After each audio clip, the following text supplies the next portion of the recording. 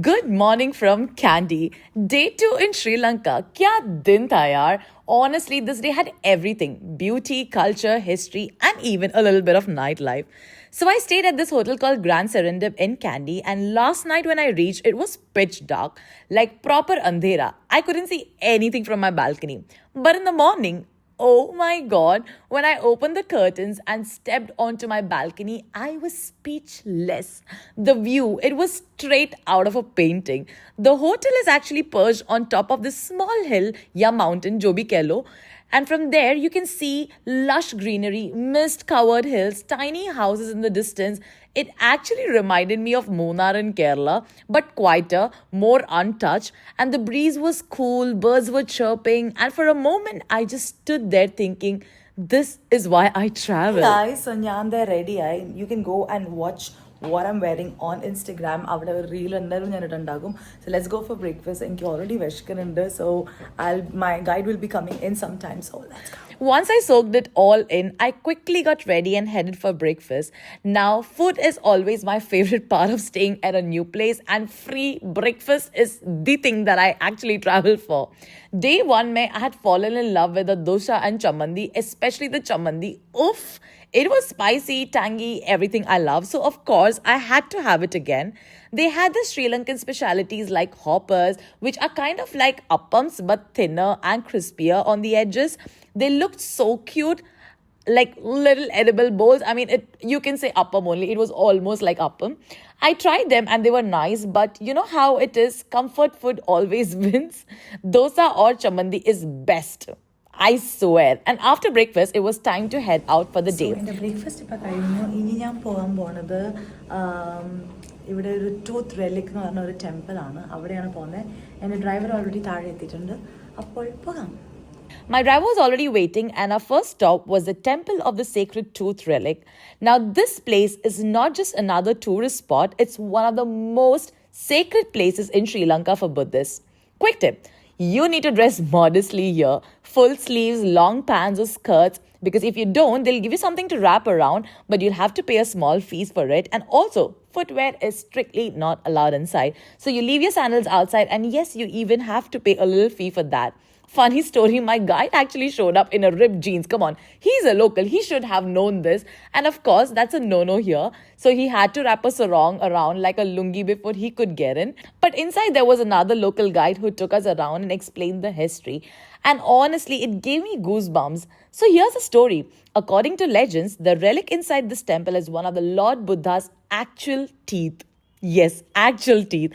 After Buddha's cremation, his followers preserved it, and centuries later, it was brought to Sri Lanka. Back in the day, whoever possessed this relic was considered the rightful ruler of Sri Lanka. So this wasn't just a religious symbol, it literally represented power. I couldn't help but compare it to temples back in India. The energy there was so calm and peaceful, like the whole space was wrapped in stillness. There was this silence, this deep spiritual vibe.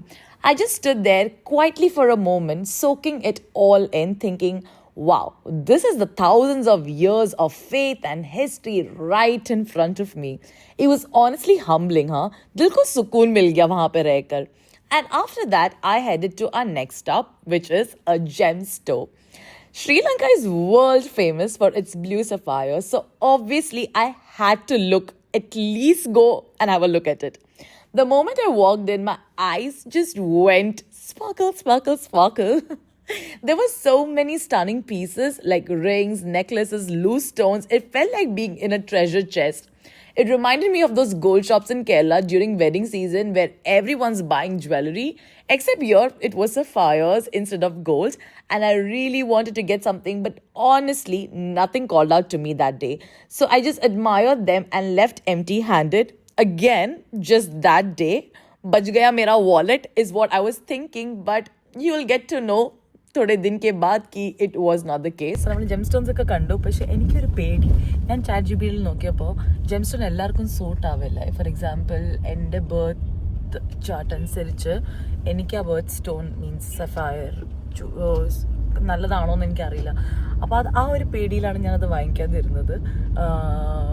എൻ്റെ birth stone സത്യം പറഞ്ഞാൽ പെരിഡോട്ടാണ്. അപ്പോൾ എനിക്ക് അത് മേടിക്കാം, പക്ഷേ ഇത് എനിക്കറിയില്ല. അപ്പോൾ അത് കാരണം ഞാൻ അത് മേടിക്കാതിരിക്കുന്നു. പക്ഷേ ഹായ് ഗൈസ്, അപ്പോൾ ഞാൻ റൂമിൽ പോയി ഇച്ചിരി നേരം ഉറങ്ങിയായിരുന്നു. ഇപ്പോൾ ഞാൻ വന്നേക്കുന്നത് ഇവിടുത്തെ കൾച്ചറൽ ഡാൻസ് കാണാൻ വേണ്ടിയാണ്. So let's see. എനിക്കറിയില്ല, ഞാൻ ഇതുവരെ അതൊന്നും വീഡിയോസ് ഞാൻ കണ്ടിട്ടില്ല. I know there is a cultural dance that is happening, പക്ഷേ I don't know what to expect. Driver had already booked tickets for a traditional Sri Lankan dance performance, which was at 5 o'clock. And I have to say, this was one of the highlights of the day. I lucked out and got a seat right in the front row. I mean, I didn't luck out. I think मेरे guide का जान पहचान कुछ ज़्यादा ही अच्छा था कि मुझे front row की seat milli, which meant perfect view, perfect photos and perfect everything. The show was mesmerizing. The drummers, the costumes, the dancers, the way they moved, it was so vibrant and full of life. It actually reminded me of performances back home like Kathakali or Theyyam in Kerala. Each dance told a story about their harvest season, rituals, traditions, even Asian folklore. It felt like watching their culture come alive on stage. And in that moment, I felt so connected. Like, even though we are from different countries, our art, our stories, they're all somehow linked. After the show, I was hungry and decided to check out this restaurant bar near my hotel. And if you're ever staying near Grand Serendib, you have to visit this place. It's walking distance and the vibe was just amazing. Great music, delicious food, and super chill energy. Most of the crowd were tourists, mostly white guys actually, and I think I was the only Indian woman there. But it didn't matter. It felt so freeing just sitting there enjoying good food and music in a whole new country. And now my driver had warned me, don't walk up the hill, take a tuk-tuk. But of course, me being me, I was like, arey yaar, I can just walk. Yehi paas mein to hai. Big mistake. Halfway up, I was panting like I'd run a marathon. Pura cardio ho gaya tha mera. And I literally was standing. Literally I took breaks har ekad do minute mein. But lesson learned, listen to the local guys. And that was the end of day 2. From peaceful temple vibes to sparkling gems, soulful dance performance, and a little nightlife adventure, this day had it all. Day 3 is going to be even more exciting, so stay tuned for what's next. See you in the next vlog. Bye.